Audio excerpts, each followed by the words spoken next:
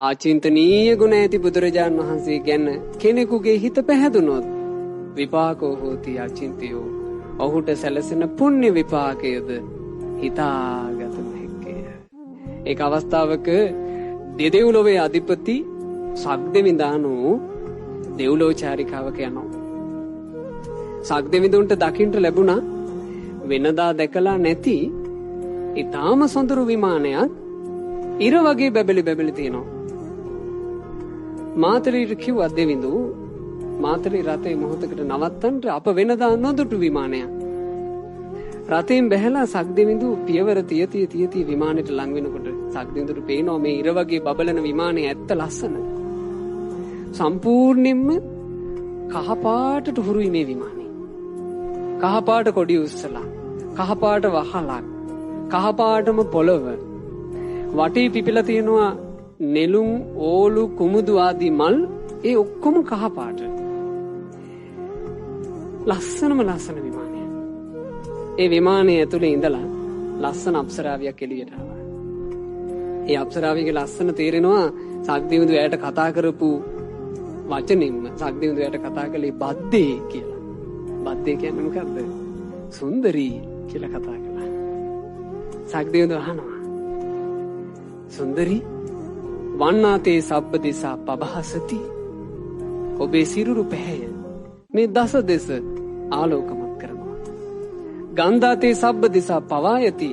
ඔබේ දිව්‍ය සුවඳ මේ දස දිසාව සුවඳවත් කරනවා.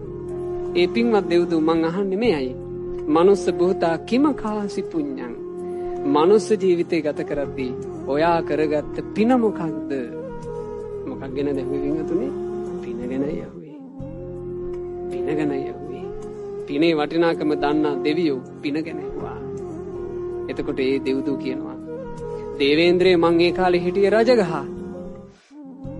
අපේ ගෙට සමීපයට වෙන්න තිබුණා වාල සංඝහට නමින් චෛත්‍යයක්.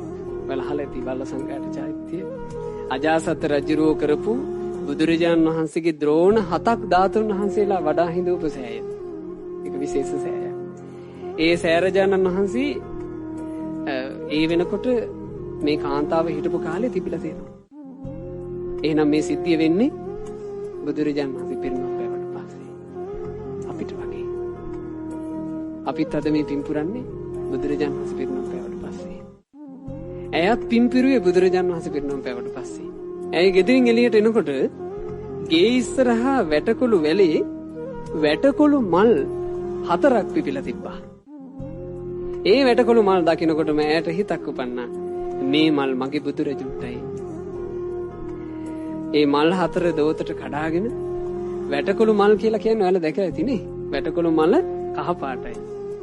කහපාට වැටකොළු මල් දෝතේ තියාගෙන ඉතිපිසෝ භගවා අරහං සම්මා සම්බුද්ධෝ විද්‍යාචරණ සම්පන්නෝ සුගතෝ ලෝකවිදු අනුත්තර පුරිස ධම්මසාරති සත්තා දේව මනුස්සානං බුද්ධෝ භගවාති කියලා බුදුගුණ කිය ඒ අහිංසක කාන්තාව සෑය වඳින්න පිටත් වුණා. ජීවිතයේ පින්වතුනේ අපේ පැතුම් වලට අනුව යන එකක් නෙමෙයි. ජීවිතේ අපේ බලාපොරොත්තු වලට අනුව යන එකක් නෙමෙයි. අපි ගොඩනගන සිහින පැතුම් බලාපොරොත්තු මායාවක්ම වෙන්න පුළුවන්. යහපතට වේවා යහපතට වේවා. අපි යහපත කර කර හිටියත් මරණය අපි හොයාගෙන ආපු ගමන් අපිට යන්න වෙනවා. අපි අයහපත කර කර හිටියත් මරණය අපි හොයාගෙන ආපු ගමන් අපිට යන්න වෙනවා. සෑය දකින්න කලින් මරණය හොයාගෙන ආවා. පිස්ස හැදිච්ච ගව දිනක් ඇයට එනගෙන ගියා. බුදුරජුන්ට පූජා කරන්න දෝතට ගත්ත මල් ටික එහෙම බිම විසිරුණා. ඈමිය පරලෝකී මරණින් මත්තේ කෞතිසා දෙවියන්ගේ පීත විමානේ දෙව්දුවක් වෙලා උපන්නා.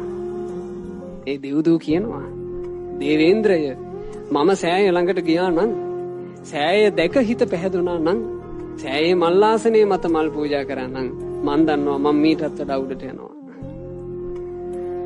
ඉතින් මල් 4ක් පූජා කරගත් දෙව්දුවක් ඒ මල් 4 පුදාගෙන තවතිසා දෙවියන් අතර ඉන්නවා නම් අද සමහරට බණ අහන මේ බණපදේ ඇයට ඇහෙනවා නම් ඈ සතුටු වෙනවා ඇති.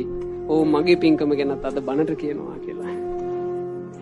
ඒ නිසා ඔයාලගේ ජීවිතේ ඔයාලගේ පින මේ වෙනකොටත් ඉපැද්දුවා. මේ පින තව උද්දීපනය කරගන්න.